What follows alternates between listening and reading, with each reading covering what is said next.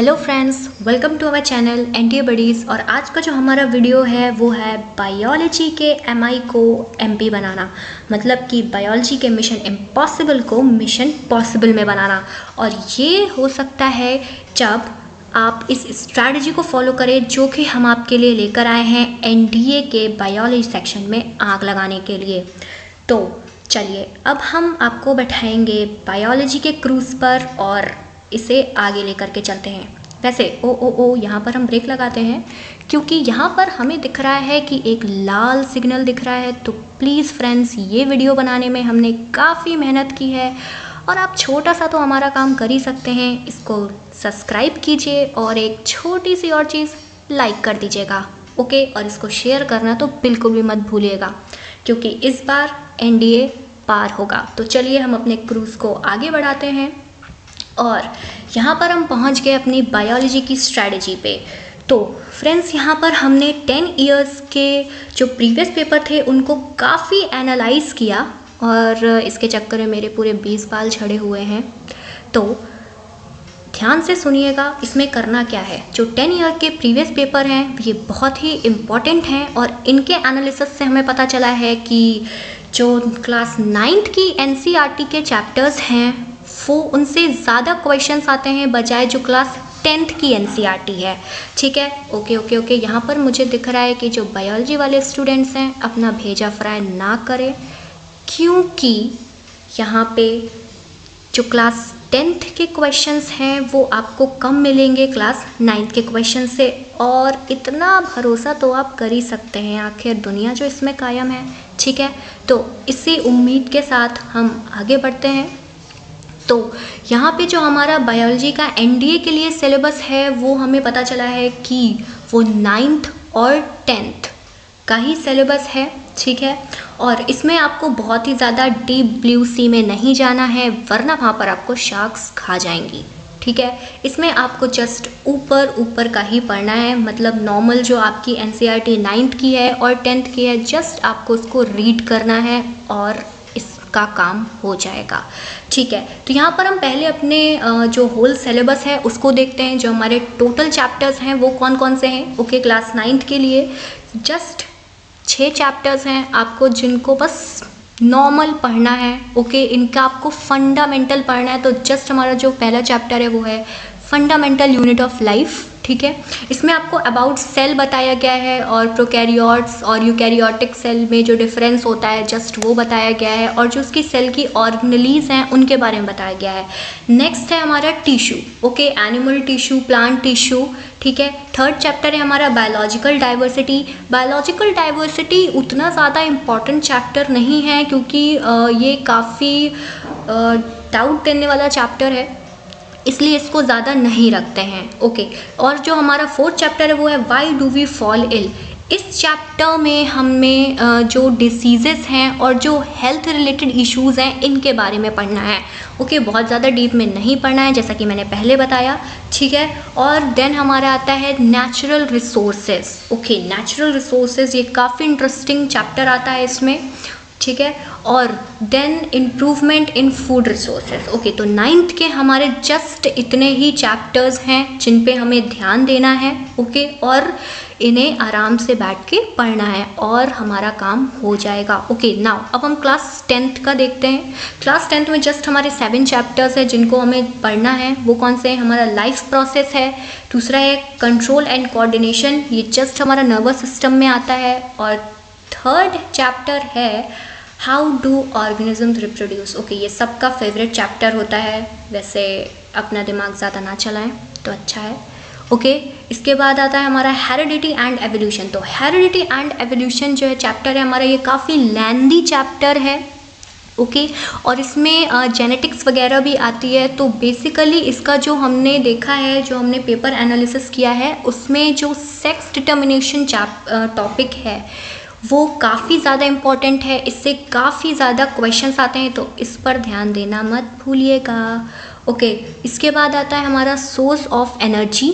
ठीक है, फिर अवर एनवायरनमेंट और then management of natural resources. तो इतने ही चैप्टर हैं जिन पे हमको ध्यान देना है। तो ये हमारा होल सिलेबस है। काफ़ी छोटा सिलेबस है, वैसे इतना बड़ा नहीं है। आप लोगों ने 11th-12th के लिए तो काफ़ी बड़ा पढ़ा होगा, ठीक है, तो इसके लिए इतना तो कर ही सकते हैं। नाउ इसके बाद हमें ये याद रखना है कि NCERT और प्रीवियस ईयर क्वेश्चंस अगर हमने पढ़ लिए तो बायोलॉजी में आपको आग लगाने से कोई नहीं रोक सकता है, ठीक है। अब इसमें ये सब जस्ट 10th और 9th का ही है, तो आप ये कर सकते। तो नेक्स्ट हमारा आता है यहाँ पर क्वेश्चन ब्रेकडाउन्स में। इसमें हमने जो हमारे प्रीवियस ईयर्स क्वेश्चन जो हमने एनालाइज किए थे पेपर्स, उसमें हमने क्वेश्चन काउंट किया है और क्वेश्चन काउंट में हमें पता चला है कि यहाँ पे जो 17, 18, 19, 20, 21 और 22 तक के जो प्रीवियस ईयर पेपर्स थे उसमें 17 में हमारे 24 क्वेश्चंस आए हैं बायोलॉजी से, 18 में 20, 19 में 19, 20 में 23, 21 में 20 और 22 में 19 क्वेश्चंस आए। तो बेसिकली अगर यहाँ पर हम इसका एवरेज काउंट लें तो एवरेज काउंट में हमारे 25 to 30 क्वेश्चंस हमें लेके चलने हैं कि बायोलॉजी से पूछे जाते हैं। तो अगर बस हम इतने पेपर्स ही सॉल्व कर लें प्रीवियस ईयर में तो हमारा काम आराम से बन जाएगा। इसमें हमें बहुत ज़्यादा कोई टेंशन लेने की ज़रूरत नहीं है। ओके, हमारे चैनल में ही आप जब देखेंगे NDA बडी सर्च करेंगे उसमें आपको बायोलॉजी की पूरी प्लेलिस्ट मिल जाएगी जिसमें कि हमने पास्ट ईयर क्वेश्चंस ही MCQ सॉल्व कराए हुए हैं। ओके, वही बहुत ज़्यादा हेल्पफुल होंगे। ओके, तो नेक्स्ट हम चलते हैं हमारे इम्पॉर्टेंट टॉपिक्स की ओर। यहाँ पर हमारे आ जाते हैं इम्पॉर्टेंट टॉपिक्स और हमें याद रखना है कि हमें बहुत ही ज़्यादा डीप में नहीं जाना है। ये मैं बार बार इसलिए कह रही हूँ क्योंकि वहाँ पर शार्क्स होती हैं और वो ख़तरनाक होती हैं, ठीक है। तो बेसिकली जो हमारा फर्स्ट यूनिट है वो है सेल बायोलॉजी। ओके, ये 9th के फर्स्ट चैप्टर में जो फंडामेंटल यूनिट ऑफ लाइफ है उसका है। इसमें कुछ इंपॉर्टेंट टॉपिक्स हैं like discovery of cell, cell structure, prokaryotic cell. ये जो चैप्टर है ये पूरा ही इम्पॉर्टेंट चैप्टर है क्योंकि ये बहुत ज़्यादा टफ चैप्टर नहीं है और इसमें जस्ट बेसिक्स आपके बताए गए हैं और इसमें बेसिक ही आता है। ओके, तो ये हाँ आप पूरा चैप्टर कर सकते हैं, जस्ट आपको रीड करना है। ओके, तो हमारा नेक्स्ट चैप्टर आता है ह्यूमन न्यूट्रिशन। ओके, तो ह्यूमन न्यूट्रिशन जो है इसमें आपको पूरा चैप्टर नहीं पढ़ना है, इसमें जस्ट आपको ह्यूमन न्यूट्रिशन होता क्या है इसके बारे में पढ़ना है। देन जस्ट उसके मोड्स पढ़ने हैं। मोड्स के बाद आप सीधा आ सकते हैं मैक्रो और माइक्रो न्यूट्रिएंट्स में। ओके, मैक्रो न्यूट्रिएंट्स में आपको कार्बोहाइड्रेट्स, प्रोटीन, फैट्स। ओके, तो कार्बोहाइड्रेट्स में आपको बहुत ज़्यादा डीप में नहीं जाना है, जस्ट इसकी डेफिनेशन पढ़नी है, कौन सी पॉलीहाइड्रोक्सी हाइड्रेटेड डेरिवेटिव्स होते हैं, बस इसी तरह की जो सिंपल डेफिनेशन है about protein, fats, vitamins. Okay, vitamins के जो आपके टाइप्स होते हैं वाटर सॉल्युबल और फैट सॉल्युबल, जस्ट इनको देखना है, इनके नाम देखने हैं। ओके, मिनरल्स के बारे में थोड़ा बहुत पढ़ना है, फाइबर, वाटर और लिपिड्स के। ओके, इनमें से आपको कुछ के बारे में तो अपने आप ही पता रहता है, ठीक है। तो माइक्रो न्यूट्रिएंट्स में यहाँ पे वाटर सॉल्युबल वाइटामिन्स और फैट सॉल्युबल वाइटामिन्स और मिनरल्स के बारे में पढ़ना है। तो ये आपका ऊपर ही सिलेबस कवर हो गया है, ठीक है। तो हमारा नेक्स्ट टॉपिक आता है टिश्यूज़। टिश्यूज़ में आपका प्लांट टिश्यू है। ओके, प्लांट टिश्यू बहुत ही सिंपल होते हैं, इसमें जस्ट मेरिस्टेमेटिक टिश्यू और परमानेंट टिश्यू के बारे में पढ़ना है।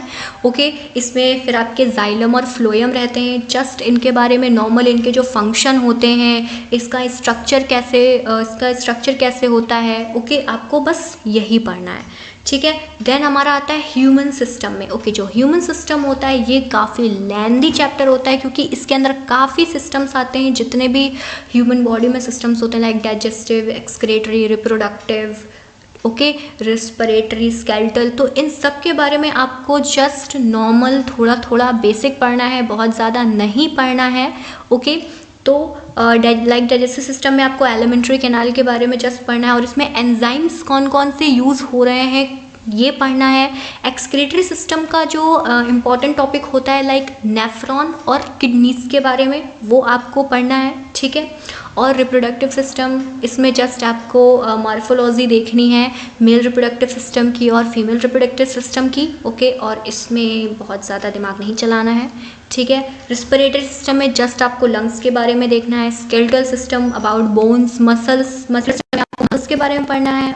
एंड देन आपको सेंस ऑर्गन में ध्यान देना है, जो स्किन, ईयर, टंग, आई और नोज़ होते हैं। जस्ट आपको इनका इंट्रोडक्शन ही पढ़ना है, बहुत ज़्यादा नहीं पढ़ना है। ओके, हमारा जो एनालिसिस हमने किया था 10 ईयर्स के पेपर में, उनके हिसाब से हमने कुछ एक्स्ट्रा टॉपिक्स ऐड किए हैं इस पर क्योंकि क्वेश्चंस पूछे गए हैं लाइक ब्लड पे। ओके, ब्लड और हार्ट मेनली जो हमारा आता है ये सर्कुलेटरी सिस्टम में आ जाता है, तो सर्कुलेटरी सिस्टम हमने इसलिए ऐड नहीं किया क्योंकि ये बहुत ज़्यादा नहीं पूछा जाता है, बहुत क्वेश्चंस नहीं आते हैं। आपको जस्ट उसमें ब्लड का जो टॉपिक होता है वो देखना है और जस्ट हार्ट की मॉर्फोलॉजी देखनी है। ओके, और उसके फंक्शन, वो फंक्शन कैसे करता है उसकी फंक्शनैलिटी देखनी है, बस और कुछ नहीं देखना है। ओके, फिर आपको हार्मोन्स के बारे में पढ़ना है। ये आपको प्लांट हार्मोन और एनिमल हार्मोन्स के बारे में पढ़ना है। जो प्लांट हार्मोन्स होते हैं वो तो आपके 4 या 5 ओके लिमिटेड होते हैं, बट एनिमल हार्मोन्स को आपको थोड़ा देखना पड़ेगा। ओके, प्लांट में आपको जो प्लांट मॉर्फोलॉजी चैप्टर है, ओके, वो आपको पढ़ना है लाइक रूट, ठीक है, जो रूट सिस्टम होता है, शूट सिस्टम होता है, लीफ, फ्रूट्स और जाइलम फ्लोएम। ओके, फिर इसमें हमने देखा कि कुछ क्वेश्चंस आते हैं इकोलॉजी के, ठीक है। तो ये जो चैप्टर है ये आपका 10th क्लास में, जो 10th की एनसीईआरटी है उसमें एक अवर एनवायरनमेंट करके चैप्टर है, उसमें है, उसको जस्ट आपको एज अ ऐसे रीड करना है। ओके, और ये सब हो जाएगा। फिर हमारा लास्ट चैप्टर आता है ह्यूमन डिसीज़। ये काफ़ी इंटरेस्टिंग चैप्टर होता है, ठीक है। तो लेकिन अगर आप इसमें डीप में जाएंगे तो ये आपको काफ़ी कंफ्यूज करेगा। आपको इसमें डीप में नहीं जाना है। पढ़ना कैसे, ये मैं बता रही हूँ कि जो इसमें वायरल डिसीजेस होती हैं वो कौन कौन सी होती हैं, कौन से वायरस से फैलती हैं, जस्ट वो आपको याद रखना है। बैक्टीरियल डिसीजेस कौन कौन सी होती हैं, कौन से बैक्टीरिया से फैलती हैं, ये याद रखना है। अबाउट फंगल डिसीजेस पढ़ना है और जेनेटिक डिसीजेस पढ़ना है। ये बहुत ज़्यादा नहीं होती हैं, काउंटेबल होती हैं, तो आप ये याद रख सकते हैं। एंड अगेन एनडीए के पेपर में बहुत ज़्यादा डीप में नहीं आता है। ओके, इसमें आपका जस्ट बेसिक पूछा जाता है, तो आपको जस्ट 9th और 10th का ही रिवाइज करना है, इससे ज़्यादा नहीं करना है। ओके, और अगर यहाँ पे प्रॉब्लम आती है कि हमने सब कुछ पढ़ तो लिया लेकिन अब हम रिवाइज कैसे करें, ओके, तो आपको इसमें बहुत ज़्यादा सोचने की ज़रूरत नहीं है। आप हमारे चैनल पे जाइए एनडीए बडीज़, वहाँ पर आपको बायोलॉजी की, फिज़िक्स की और केमिस्ट्री की प्लेलिस्ट मिलेगी। उन प्लेलिस्ट में एमसीक्यूज़ दिए गए हैं, जस्ट वो 20 और कोई भी एमसीक्यू 20 मिनट से 25 मिनट से ज़्यादा नहीं है। आप इतना टाइम तो दे ही सकते हैं उनको रिवाइज़ करने के लिए। और वहाँ पर हमने हर एमसीक्यू कॉन्सेप्ट के साथ समझाया हुआ है और वो पास्ट ईयर क्वेश्चंस हैं जो कि आपके रिवीजन में मदद कर सकते हैं। ओके, तो इस स्ट्रैटेजी के साथ आपने कॉन्कर कर लिया है बायोलॉजी का पूरा पेपर। ओके, और अब आप बन चुके हैं बायोलॉजी के टॉम क्रूज, ठीक है। तो अगर आपको ये वीडियो पसंद आया हो तो please like, subscribe and share. Thank you.